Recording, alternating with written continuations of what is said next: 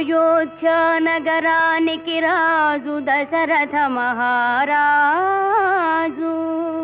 ఆ రాజుకు రాణులు మూవురు, కౌసల్య, సుమిత్ర, కైకేయి.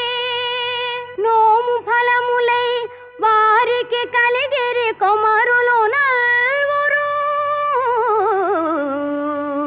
రామ లక్ష్మణ భరత శత్రుఘ్నులు.